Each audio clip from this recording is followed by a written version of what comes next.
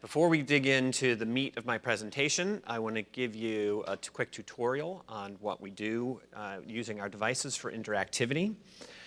First, I want to say special thanks to Rich and Denise and David and Sarah and Michael and John and everybody else who is part of our work. Another thing I want to say about, the old saying, what happens in Vegas stays in Vegas. Well, this is the opposite. I hope that what happens here will inspire many of you to say, you know what, I want to be involved with this work somehow, and that when you get back to your institutions, you will follow up with us in some way to figure out how we can collaborate, because as you'll hear, the work that we're doing needs a huge number of people to be involved. We can't do it alone. So as you heard, I am a research associate professor at the University of Virginia. Shout out to my colleagues here. And I lead an organization called the Jefferson Education Exchange, which is a nonpartisan, nonprofit public charity dedicated to helping educators make better decisions about education technology. We are a collaboration between Strata Education Network and the University of Virginia Curry School of Education and Human Development, as well as a growing number of philanthropies who we will soon be announcing their support after the press releases are approved. If you find anything in my presentation interesting or noteworthy or shocking or horrifying, please feel free to use social media. Here are some tags. We will make these slides available to you afterwards, so no need to scramble to take notes or take pictures. You can have the slides. All right, everyone, please take out your phone and go to slido.com, or if you are fancy and know how to use a QR reader, you can just use your QR reader and shine it at the screen. No app is required. It's very easy to use. Just take out your device, go to slido.com, and once you're there, enter 5817. When you've successfully entered 5817, it will open to the Questions tab. The number, there you go.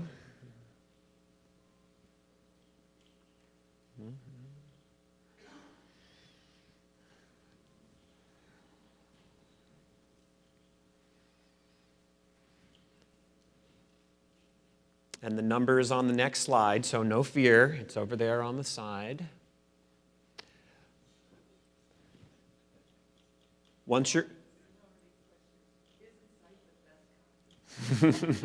So, as you'll see, there are two tabs at the top of the screen, a Questions tab and a Polls tab. Throughout my presentation, you'll be able to ask questions and you'll be able to like other questions. In the spirit of my philosophy, which is all about crowdsourcing and encouraging and supporting those who participate in it, whichever question gets the most likes will receive a $40 cash prize during the Q&A session. And the most thoughtful question will receive $20, thoughtful as defined by me. After my presentation, we will have a half-hour break. I'll be happy to chit-chat, and then at the end of the break, there'll be a Q&A session either here or right on the other side of that panel, which I have not seen and don't know what it looks like. Throughout the presentation, there'll be a series of polls, and I'm going to ask you a poll now for you to test. So let's open the first poll. The question is, which superpower would you like to have? On your screen, you'll see the choices. Be sure to hit the green Send button at the bottom after you submit your poll choice. So as you'll see, already 114 of you have responded, 123. You can see on screen as soon as you hit send, the numbers jump. right. Fascinating that you guys want teleportation. Every audience wants something different. You guys are busy. You don't have time. Just teleport me to Starbucks. Okay, now let's go to a multiple choice question. How are you feeling this morning? Scale of 1 to 5. 1, you're still sleeping. 5, you're ready to go. You're excited. Look at that distribution forming.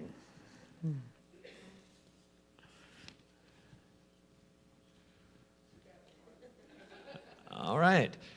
5% of you had a great night last night. All right, we'll stop it there at 163. You've passed technical training with flying colors, so now let's start. Good morning, everyone. My name is Bart Epstein, and I'm here to talk to you about a problem that shouldn't exist that can be solved. It's about how we use technology in schools and why it's not living up to its potential. How many of you remember a time when there was almost no technology in your school when you were a kid? Right? I remember we got our first TRS-80. And there was only one EdTech product. That was it. And then the CD-ROM encyclopedia came out. Now, our schools have been hit by an explosion of technology. And in many ways, this is wonderful. There's so much potential. But in other ways, they're not ready. So my question to you is, how many EdTech tools do you think there are on the market now? Roughly.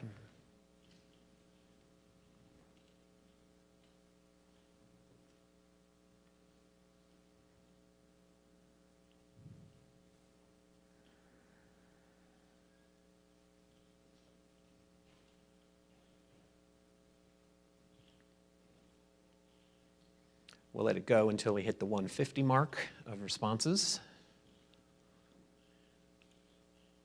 Remember to hit the green send button at the bottom of your screen after you make your selection.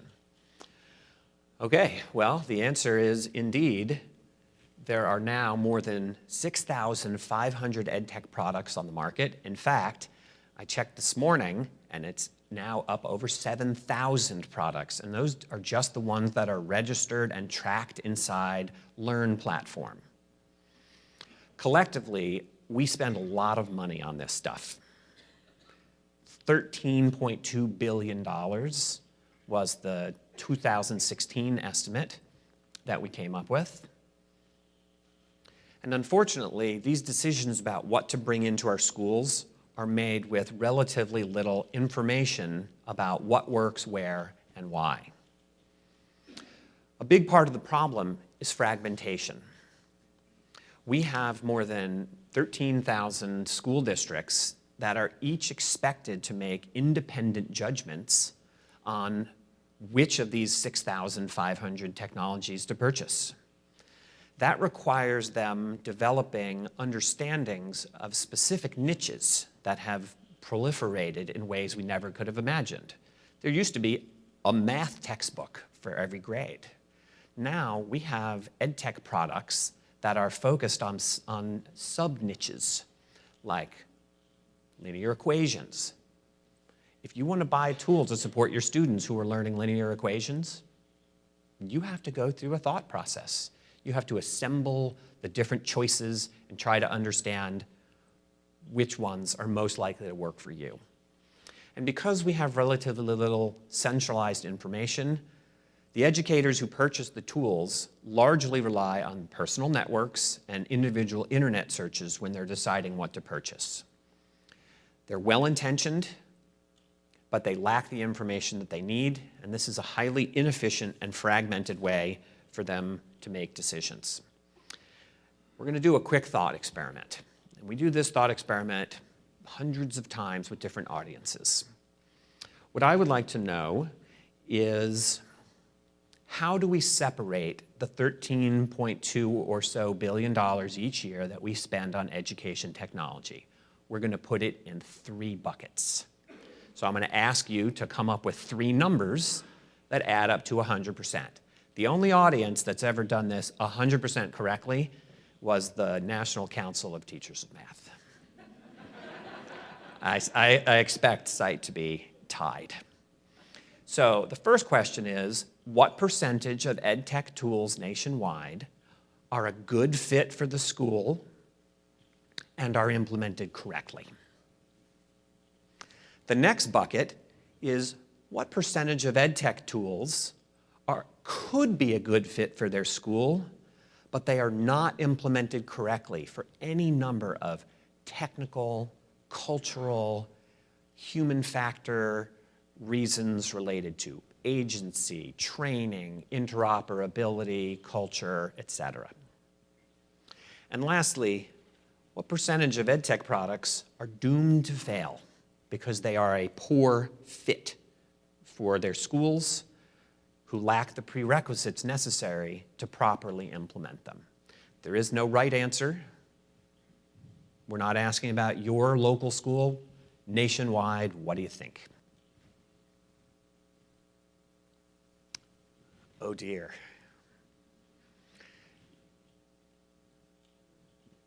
You guys think that only 10% of EdTech tools are properly implemented and are a good fit. This news is a little better. Collectively, you believe that a huge percentage of education technologies could be a good fit if they were properly implemented, but they're not. And you also believe that collectively, a lot of this is doomed to fail. It's technology that's purchased, and they might as well have used the money to paint the school and repaint it 50 times instead of bringing in a technology that supplants something else that doesn't work.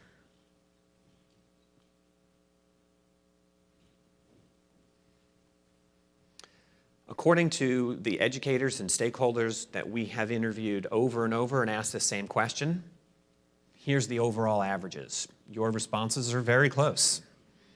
15%, and this is perception, 15% of tools are a good fit and implemented correctly, 30% could be implemented correctly, and 55% doomed to fail. And for the math experts in the classroom, this means approximately 85% of our EdTech investment appears to be wasted every year. That's shocking. But that's perception. What's reality? It's only been within the last year or so that several organizations have started to collect data directly from schools. There are 4 organizations. One's called Learn Platform, another's Paper Basket, another's Clever Goals, another is Bright Bites. And these organizations track and help schools understand which EdTech products are being used, how often, which percentages of licenses are being activated. And the data from these sources is even worse. It shows that only 5 to 10% of education technology appears to be used properly. And the data further shows that the problem is more severe in schools that have the greatest socioeconomic challenges, where the education technology is arguably even more important for classrooms where students are facing challenges of poverty and trauma, and teachers have less bandwidth and could be very much supported by properly implemented technology to help them personalize their instruction.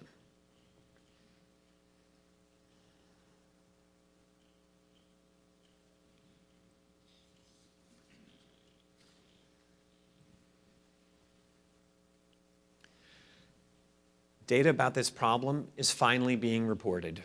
You're starting to see news articles, and it's uncomfortable, I'll tell you. Education technology used to be novel, and schools had to be convinced to bring it in. Now, Leaders expect it. Much of it is on autopilot. People buy it because they assume they have to have it. And it's in no one's best interest to acknowledge when it's not being used.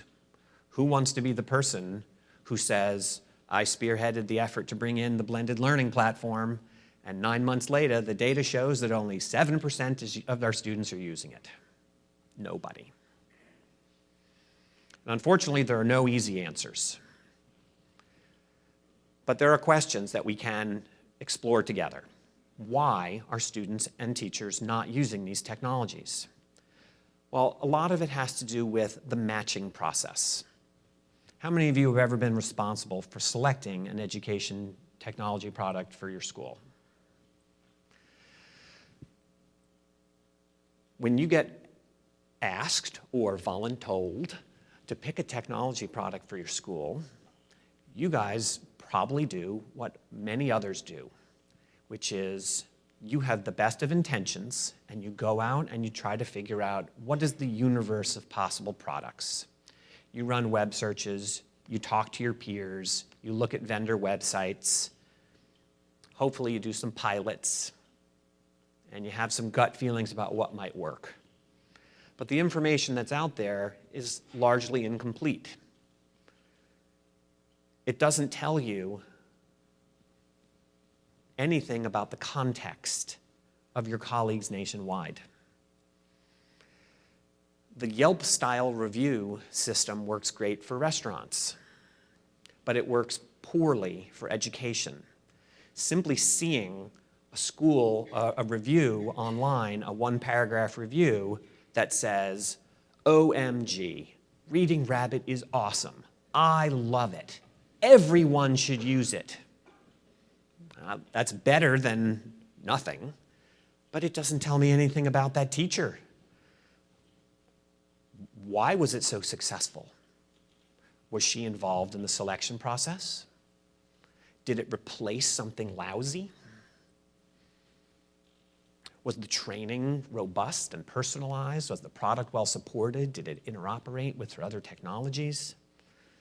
Let's imagine two schools that are demographically identical who both try to implement the same product, but it doesn't work in one of the schools. Why? Well, there are a variety of possible reasons. One reason is that the students in the first school may have had access to broadband-enabled device after school. That may be a prerequisite for certain products. Some products are used just at school, but other products really need dedicated one-to-one devices from home. Maybe, and for the purposes of this example, the successful school is your school, and the unsuccessful school is my school.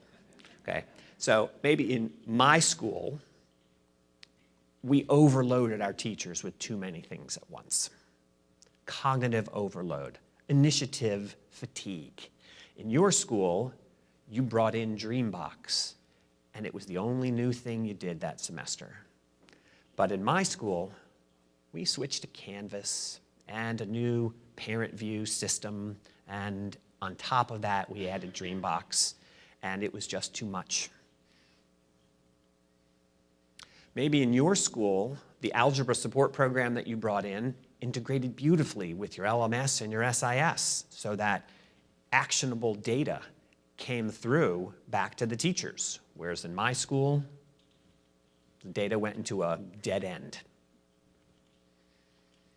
Maybe in your school, you had a way to measure the outcomes of whether the tool was working, whereas in my school, we had no way to measure the outcome, and therefore, people were not motivated or supported.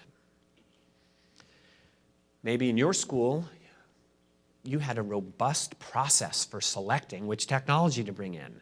You empowered groups of teachers and administrators who worked together to do a landscape analysis, to talk to their peers, and they eventually decided what to bring in. And I said, well, I'm going to pick what David picked. His school district is great. If he picked it, it must be good. Look at that hat he's wearing, that cowboy hat. He always picks the right things. Why didn't it work? Maybe it's because my teachers were unpleasantly surprised when I dropped it on them. Maybe in my school, something didn't work because the teachers had invested for the last 6 years learning a different platform that they came to like, and they didn't want to switch. And it was my last year. And they quietly whispered in the faculty lounge, "We can wait this guy out." This is my favorite one. I asked the school principal what she thought the main reason was that technology succeeds or fails. And she said, "Bart, that's easy. If they bring donuts to the training, it's going to be a hit. Everyone comes to training. Everyone pays attention because they know that a company that brings donuts or bagels or muffins to a training is likely to get teachers and to care about them. So it's not the donuts themselves, it's what the donuts signify." Maybe my school doesn't have an experienced EdTech director, so teachers walk in full of confidence and excitement, and they ask a question, and the EdTech director can't help, and they walk out frustrated. And the reason this problem exists is that we are collectively not learning from each other because our system is not set up to encourage this learning. And what I mean by that is, take the example of any school. Let's pick 50 random schools that don't know each other around the country. And today they go on to a journey to select a new middle school reading program. And each of them go through the laborious process of reinventing the wheel. They try to figure out what to buy. They don't have enough context. A bunch of them make decisions that they regret. They change gears. At the end of 6 months, those 50 schools, the people in those schools who made those decisions and oversaw those implementations, have each become mini experts, the hard way, on middle school reading support programs. But at that point in time, none of them has the incentive, support, or mechanism to document their work in a way that is shareable. None of their school districts want for them to take a day or two to carefully document everything that went right and wrong and make it available to the general public, to their peers. And as a result, we don't learn from each other. And this is what happens. So for the past several years, we've been investigating this problem to try to figure out what to do about it. We launched the nation's first education technology accelerator focused on encouraging companies to do research, because we thought that if we could help small, promising companies do real academic research, they could grow and thrive and compete in the marketplace.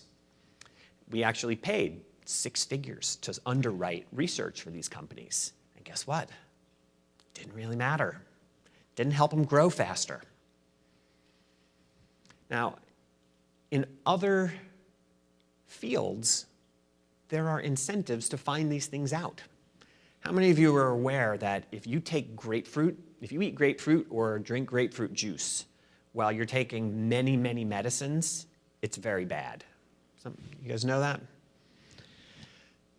What year do you think we learned that grapefruit juice and grapefruit contain enzymes that interfere with your CYP3A4 enzyme that breaks down these medicines? It was 1991 when anyone first noticed this and published about it. For all the years before 1991, hundreds and thousands, maybe millions of people experienced these side effects, including death, because nobody realized that grapefruit juice and statins or other medicines don't work together. That information was knowable all along. Right? People in the 60s and 70s who suffered renal failure and kidney failure, and nobody knew why. It was knowable, if only we collected the data. And interestingly, the way this was discovered was through a series of experiments where grapefruit juice was used to mask the flavor of ethanol that was being double-blind tested on people to see the effects of ethanol. And they found out, and someone wrote a paper, but it still took several years after that. But the reason that it got that attention was people were dying. In education technology, we don't know what these variables are, what these factors are. We have yet to define them and to collect the data necessary to understand which programs work where. So a group of us decided to do something about it. Back in 2016, we brought together several hundred of the nation's leading academics, investors, educators, researchers, philanthropists, policymakers, and we formed 10 cross-functional working groups, each of which was supported by a professional researcher to go out and do some research to understand what these problems were about.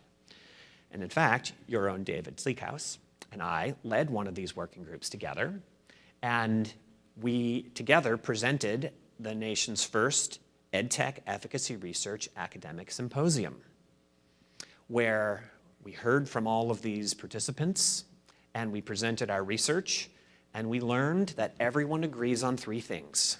Number one, when it comes to education technology, we should be making decisions on the basis of evidence, of what works and what works under what contexts. Second, everyone agrees we're definitely not doing that now. And third, everyone agrees it's not their fault or their responsibility to fix. Everyone agreed we need somebody to do the real academic work necessary to discover and define what are these variables that explain why technology performs differently in different places. Any of you have any family farm activity? Anybody a farmer in there, right? If I was going to ask you, and you can yell out your answers here, if I was going to offer to sell you a plot of farmland, sight unseen, are there any things you would want to know about it? What kind of variables would be important to a farmer? Soil quality, pH, nutrients? What? I can't hear you, sorry. Water, yes. Rainfall. Sorry, I can't hear that well. Rainfall, how much? How often? There's a big difference between 20 inches of rain spread throughout the year and no rain 11 months of the year and 20 inches in 1 month. Growing season, right? How level is the land? These are things that we can ask, and they're perfectly well defined. If I go into a farm and I say, how's the acidity of your water? The farmer isn't going to tell me an anecdote about the water. A farmer is going to say the pH of my water is 5.2. But if I go into any school and I say, tell me about teacher agency here. How involved are teachers in the decisions to bring in technology? We don't have a standard measure for defining and saying this school is a 7.7 on the teacher agency scale. So what everyone agreed at the symposium is that we need somebody to gather and share much better data. We need somebody to discover and document what these contextual factors are that underlie successful EdTech implementations. And then we need somebody to gather huge amounts of data that's already out there so we can learn from the experiments that are already going on. Something that makes people a little uncomfortable is the idea of experimenting on children. Just that phrase gives you the chills a little bit. Right? You don't want your doctor experimenting on your children and saying, I got this drug, let's give it a try and see, how many fingers your son has at the end of the drug. Maybe a couple extra. But that's by definition how education works in our fragmented system with 3 million teachers who each, every day, make hundreds of little adjustments in response to what they're seeing in their classroom. And our schools are experimenting with technology every day. We're just not collecting the data. And the schools don't have an incentive to share the data. And the research that David and I did shows that if you ask tens of thousands of teachers to tell you about their technology, they will give you 1 or 2 paragraphs for free. But they're professionals. We don't ask doctors to come to a dinner and give feedback on a new drug for nothing. And our research shows that if you ask teachers who are very busy, they will be happy to give you 1 or 2 paragraphs. But if you're willing to pay them, to give them a cash stipend and create a system and support for them to document their work, they're much more likely to do that in a way that's helpful. We also need somebody to analyze and disseminate all this data. So we need to collect huge amounts of data from tens of thousands of educators who can report on the technologies in use in their classroom. How did it get there? What's the training like? How is it performing? Well, we launched the Jefferson Education Exchange to be the somebody to tackle this problem. We were originally going to call ourselves the Somebody Project because everybody kept saying, well, somebody needs to do this. Somebody needs to do that. And quite frankly, I did not think or want to be the somebody. We brought together everybody in education, and all of the existing education organizations and nonprofits said the same thing. This work is really important. It's top 5 in education. But we only work on the 2 things that are most important to our organization or association. And so as a result, everybody wants it done. Everybody says they'll help somehow, but nobody is doing it. So we are calling on all somebodies to help us discover and define what are these variables. To do that, we are creating a series of technical working groups around each of an initial 10 variables that we think, that we hypothesize, are important. And we're bringing together leading practitioners and researchers to understand and hopefully build consensus around how these factors are measured and can be reported. So for example, teacher agency. This year we are looking for and are trying to bring together the researchers and practitioners who have been studying teacher agency to understand what they have learned so far. To understand, are there any existing measures that are simple and powerful and predictive that we can agree on as a standard that should be used for this work? Our hope is that at least half of the variables will have an existing measure that is languishing somewhere in a basement in Lawrence, Kansas, or Madison, Wisconsin, that is brilliant and we can all agree should be used. But other factors, we'll probably need to invent new measures.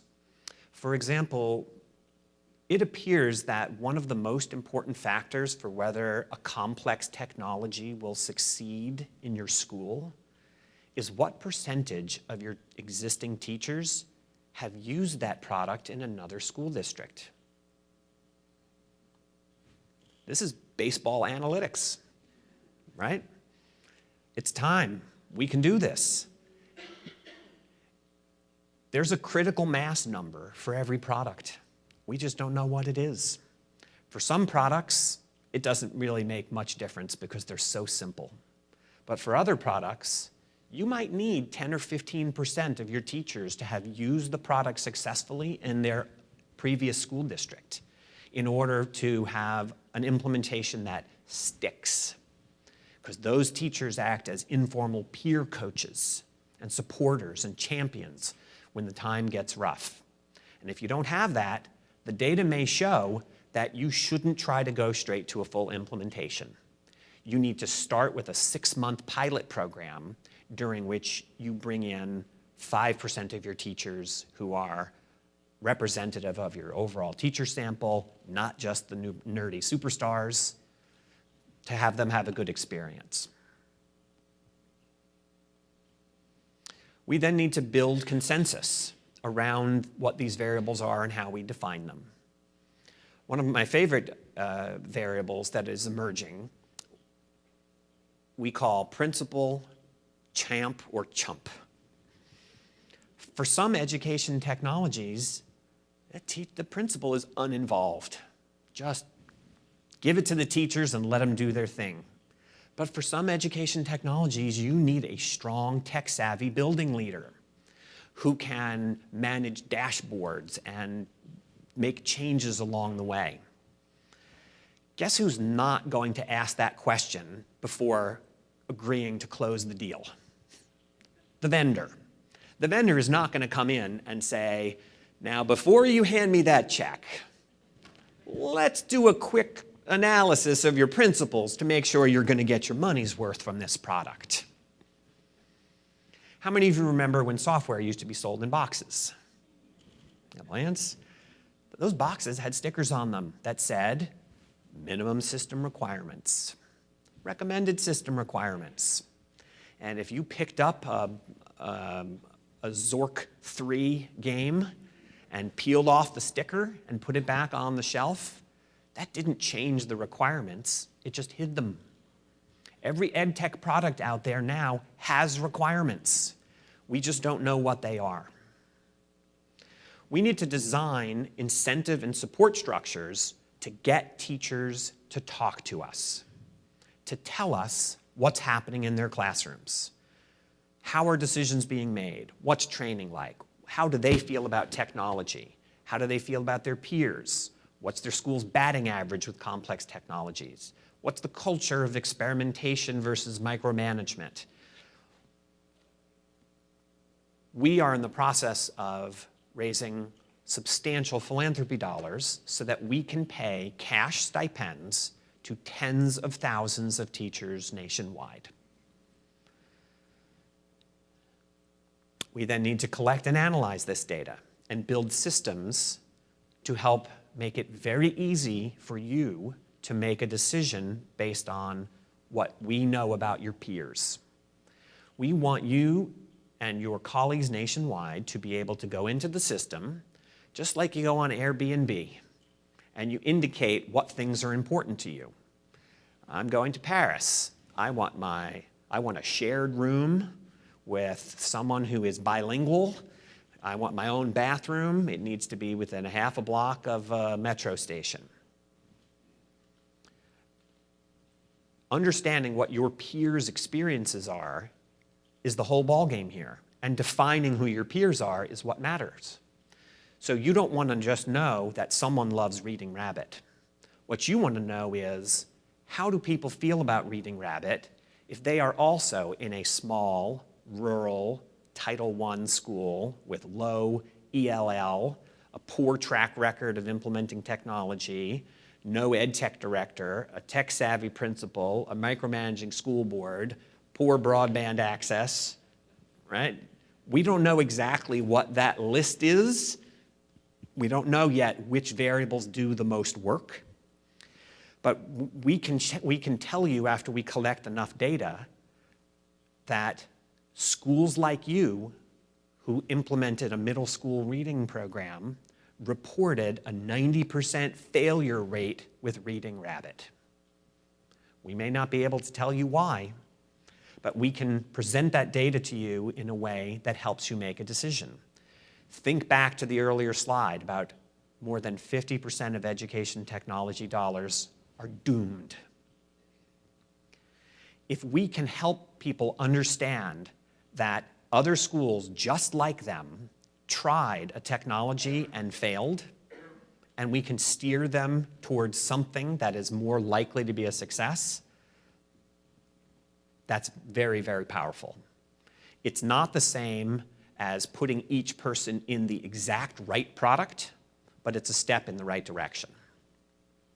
So I'd like you to get your phones back out, and I want to ask for a little bit of help defining a couple of variables. So I'd like to know, in terms of human-centered variables, what do you think? On a scale of 1 to 5, from very mild to very significant, cognitive load, initiative overload. You guys think that one is really important?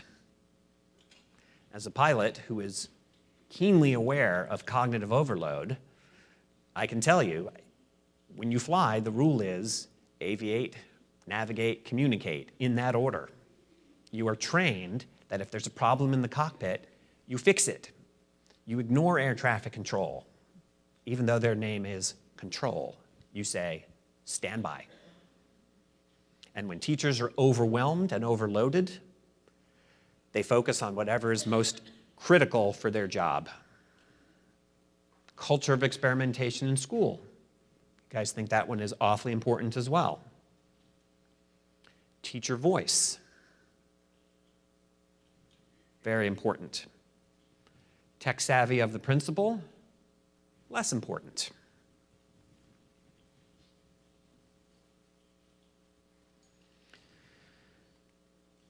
Now we have structural variables, things that are more related to technology and the environment as opposed to individual people.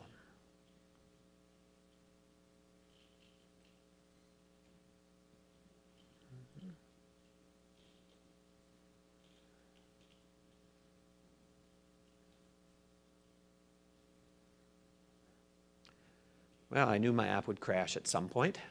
It's okay, it'll be back. That's why I have 3 screens.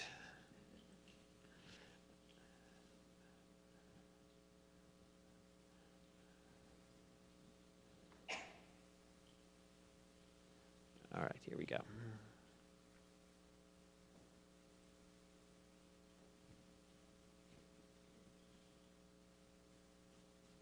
Okay, in terms of structural factors, I think that's a record right there.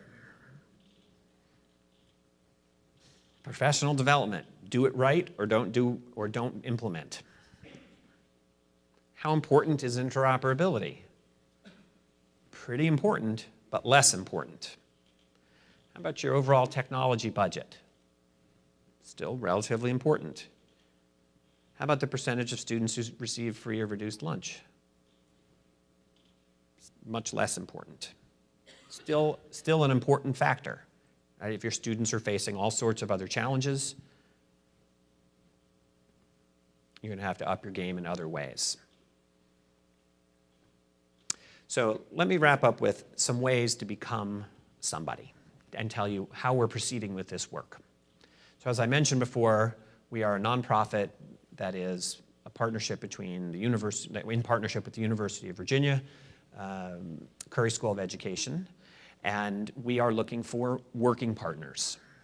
These are people and organizations who will be part of the academic work, identifying field experts, reviewing literature, discussing standards, participating in committees. Our goal here is to come up with a universally recognized set of EdTech implementation variables. So if you're a researcher or a faculty member looking for collaborative research opportunities, or you're looking for data, for existing but unanalyzed data, we have that. And Professor Emily Barton would love to hear from you, my colleague. Again, I'll make these slides available.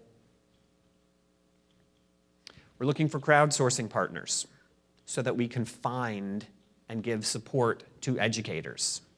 When we go out to survey 10,000 algebra teachers, we can't just survey 10,000 ISTE members. They are not representative. In fact, arguably, I would rather survey 10,000 algebra teachers who are in the bottom quartile of tech savvy and tech use to understand what are the barriers that's keeping them from using technology in the ways that they want. Again, if you work with or in a school district looking to understand your EdTech implementation, or you want to help us with that, you can connect with Emily. We're looking for people to apply jointly for grants. We applied for one just yesterday. That, by the way, is the superpower I would wish for. Our work is done subject by subject. And what I mean by that is, if your area of expertise is physics education, we could apply together for a grant that would make it possible for us to give cash stipends and support to 10,000 physics teachers nationwide to understand which tools are they using in their classrooms, how are they performing, how did they get there, so that we can collectively understand which tools fit where and why. So if there's a specific topic that you are focused on and you're interested in, you can talk to my colleague, Christine. We'd love to explore that possibility with you. We also need funding partners. We need somebody to pay for all this work and to support all these stipends and all this analysis and all these research assistants. If you happen to know any billionaires or any regional family foundations or corporate social responsibility offices, we would love to talk with you about collaborating to apply together in a way that drives dollars to teachers who receive stipends, but also to you and to us to do the work. And also, we're looking for people, all of you, to hopefully engage through social media to elevate the importance of this. In medicine, when we make discoveries, people publish it and it gets noticed because people die. But in education, the stakes are less acute. Nobody is outraged when one student in one classroom gives up on math and fails algebra and doesn't go to college. We need to collectively elevate the importance of this issue. Some of you are very active on social media. We'd love for you to engage with us and support. And my last question is, are you ready to be a somebody? Last question for the poll. I appreciate the honesty. Look, people ask me all the time, can I help with something that they're working on? And sometimes I can, but other times I say, I've got my thing. I'm putting my everything into it. I'll do that. You do yours. I'll support you, but I can't actually get engaged. And that's okay. 86 is a pretty good number.